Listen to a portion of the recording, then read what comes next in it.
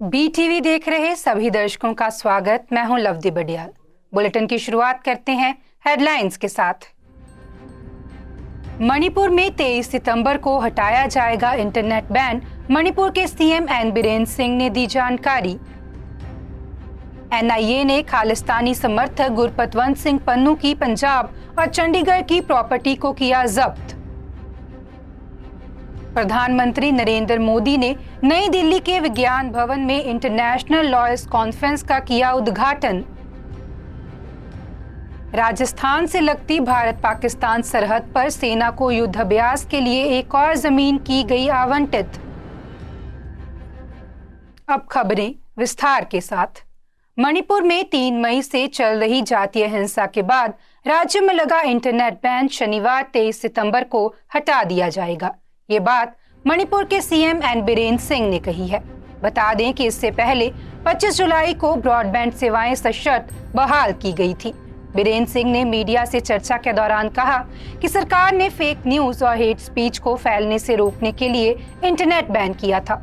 हालात सुधरने के बाद इंटरनेट सर्विस बहाल की जा रही है।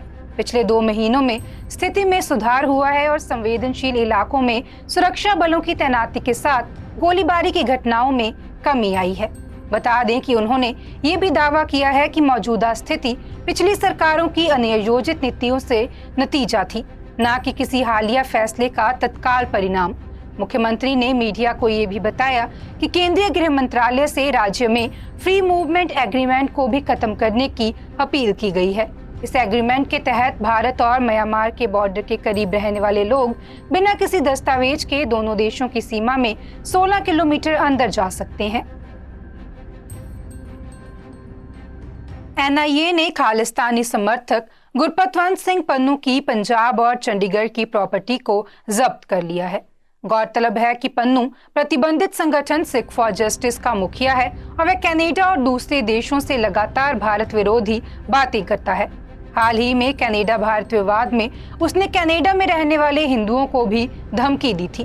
बता दें कि NIA की तरफ से अमृतसर के गांव खानकोट में पन्नू की 46 कनाल की प्रॉपर्टी जब्त की गई है। वहीं चंडीगढ़ के सेक्टर 15C में पन्नू का घर है। पहले 2020 में इन्हें अटैच किया गया था और अब NIA ने इन्हें जब्त कर लिया है। कानूनी तौर पर अब पन्नू इन प्रॉपर्टी का मालिक नहीं रहा। ये प्रॉपर्टी अब सरकार की हो गई है। बता दें कि भारत सरकार ने 2019 में आतंकी गतिविधियां चलाने के आरोप में UAPA के तहत पन्नू के संगठन SFG पर बैन लगाया था। गृह मंत्रालय ने अपनी अधिसूचना में कहा था कि सिखों के लिए रेफरेंडम की आड़ में SFG पंजाब में अलगाववाद और उग्रवादी विचारधारा का समर्थन कर रहा है। पन्नू पर साल 2020 में अलगाववाद को बढ़ावा देने और पंजाबी सिख युवाओं को हथियार उठाने के लिए प्रोत्साहित करने का आरोप लगा था। इसके बाद केंद्र सरकार ने 1 जुलाई 2020 को पन्नू को UAPA के तहत आतंकी घोषित किया। 2020 में सरकार ने SFG से जुड़े 40 से ज्यादा वेब पेज और YouTube चैनलों को भी बैन किया था। प्रधानमंत्री नरेंद्र मोदी ने आज नई दिल्ली के विज्ञान भवन में इंटरनेशनल लॉयर्स कॉन्फ्रेंस का उद्घाटन किया। इस मौके पर CJI DY चंद्रचूड़ भी मौजूद रहे। कार्यक्रम में PM ने देश की लीगल फ्रेटर्निटी की तारीफ की। इस मौके पर PM ने कानूनी कार्रवाई को लोगों के लिए आसान बनाने के बारे में भी बात कही। उन्होंने कहा कि आम लोगों को भी कानून अपना लगना चाहिए। देश की पंचायतों में इसका उदाहरण मिलता है। उन्होंने कहा कि सरकार भारत में नए कानून बहुत ज्यादा सरल बनाने की दिशा में काम कर रही है। बार काउंसिल ऑफ इंडिया की तरफ से आयोजित इस सम्मेलन का विषय न्याय वितरण प्रणाली में उभरती चुनौतियां हैं। ये सम्मेलन 23 और 24 सितंबर को आयोजित किया जा रहा है। बता दें कि इस कॉन्फ्रेंस में लॉर्ड चांसलर ऑफ इंग्लैंड और बार एसोसिएशन ऑफ इंग्लैंड के डेलीगेट्स भी शामिल हुए हैं। झारखंड के मुख्यमंत्री हेमंत सोरेन चौथे समन के बाद भी आज ED कार्यालय नहीं पहुंचेंगे। गौरतलब है कि ED ने चौथी बार समन जारी करके मुख्यमंत्री हेमंत सोरेन को जमीन घोटाला मामले में ED दफ्तर पूछताछ के लिए बुलाया था। बता दें कि मुख्यमंत्री हेमंत सोरेन ने इस मामले में हाईकोर्ट का रुख किया है। उन्होंने याचिका दायर कर हाईकोर्ट से इस मामले में हस्तक्षेप करने और कार्रवाई पर रोक लगाने का आग्रह किया है। मुख्यमंत्री ने याचिका की कॉपी ED कार्यालय भी भेजी है। ऐसे में अब ये तय हो गया है कि मुख्यमंत्री शनिवार को ईडी कार्यालय नहीं आएंगे। बता दें कि मुख्यमंत्री हेमंत सोरेन ईडी के दूसरे समन के बाद सुप्रीम कोर्ट पहुंचे थे। सुप्रीम कोर्ट ने इस मामले में मुख्यमंत्री को हाई कोर्ट जाने का निर्देश दिया था। राजस्थान से लगती भारत पाकिस्तान सरहद पर सेना को युद्धाभ्यास के लिए एक और जमीन आवंटित की गई है। बता दें कि राज्य सरकार ने बुधवार को जयपुर में हुई कैबिनेट मीटिंग में 2 प्रोजेक्ट पर मोहर लगाई थी। इसमें जैसलमेर से लगती सीमा के रामगढ़ इलाके के नेतसी गांव के पास आर्मी के कंपोजिट एविएशन बेस के लिए 880 बीघा जमीन आवंटन और आर्मी की मैनुअल रेंज के लिए फैसला लिया गया है। गौरतलब है कि अब सेना पोखरण और किशनगढ़ के साथ ही शाहनगर में भी अपना युद्ध कौशल का प्रदर्शन कर सकेगी। मिली जानकारी के अनुसार आर्मी ने ये कंपोजिट एविएशन बेस अपनी हेलीकॉप्टर यूनिट के लिए लिया है ताकि यहाँ पर आर्मी के हेलीकॉप्टर तैनात किए जा सकें।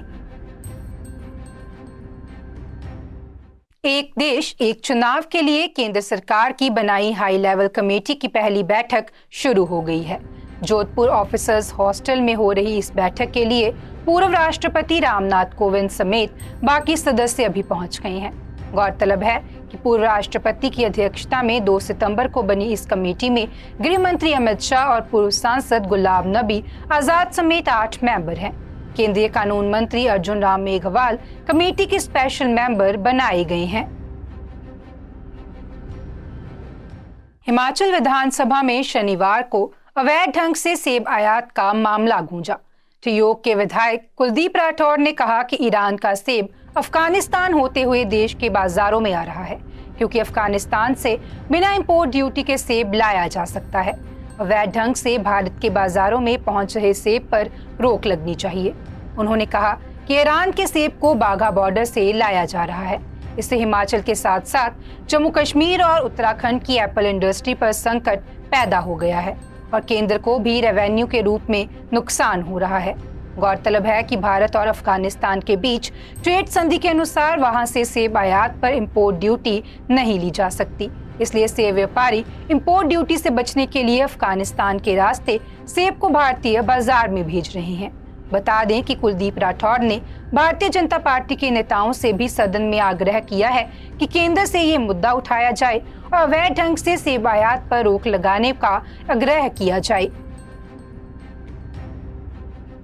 अहमदाबाद क्राइम ब्रांच ने नारोल और एसजी हाईवे से ड्रग्स जब्त किए हैं। बता दें कि 2 दिनों में 1 करोड़ 20 लाख से ज्यादा की एमडी ड्रग्स जब्त हुई हैं।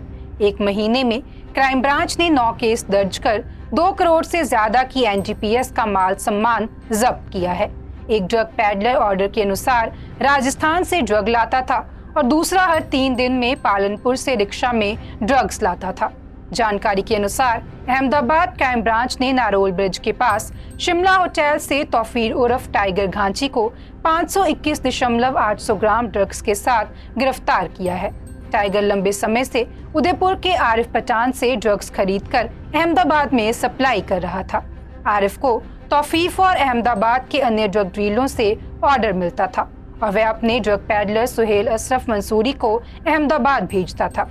क्राइम ब्रांच एसीपी नीरज बटगुजार ने बताया है कि 2 दिन में 1116 ग्राम एमडी ड्रग्स जब्त कर 3 को गिरफ्तार किया है और सप्लायर को वांछित घोषित किया गया है। हर की पौड़ी की तर्ज पर अब मां मनसा देवी मंदिर और सती कुंड का भी सौंदर्यीकरण होने जा रहा है। इसके लिए जिलाधिकारी धैराज सिंह गरबायल द्वारा कलेक्ट्रेट में एक बैठक की गई। इसके लिए जिलाधिकारी द्वारा मां मनसा देवी मंदिर और सती कुंड का स्थलीय निरीक्षण किया गया। हर की पैड़ी की तरह से मां मनसा देवी मंदिर के लिए सौंदर्यीकरण हेतु संभावित डिजाइन भी जारी किया गया है। बता दें कि अब धर्मनगरी हरिद्वार की हर की पैड़ी जल्द ही नए स्वरूप में नजर आने वाली है, जिसके लिए डिजाइन और कार्य की जीपीआर तैयार कर टेंडर प्रक्रिया शुरू कर दी गई है। महाराष्ट्र के नागपुर में गुरुवार से लगातार बारिश हो रही है। शनिवार को यहां 4 घंटे में ही 4 इंच यानी कि 100 मिलीमीटर बारिश हो गई। अंबाझरी लेक ओवरफ्लो होने के कारण निचले इलाकों में पानी घुस गया है, जिसके कारण शहर में बाढ़ जैसे हालात बन गए हैं। महाराष्ट्र के डिप्टी सीएम देवेंद्र फडणवीस ने सोशल मीडिया पर बताया कि एनडीआरएफ और एसडीआरएफ की टीमें रेस्क्यू ऑपरेशन चला रही हैं और अब तक करीब 500 लोगों का रेस्क्यू किया गया है। राहत बचाव के लिए सेना की 2 यूनिट पहुंच रही हैं। मौसम विभाग ने नागपुर सहित महाराष्ट्र के कई हिस्सों में आज भी बारिश की संभावना जताई है। वहीं मध्य प्रदेश, राजस्थान समेत 18 राज्यों में भी भारी बारिश का अलर्ट जारी किया गया है। आज के बुलेटिन में फिलहाल इतना ही। आप देखते रहें BTV, be positive, be yourself.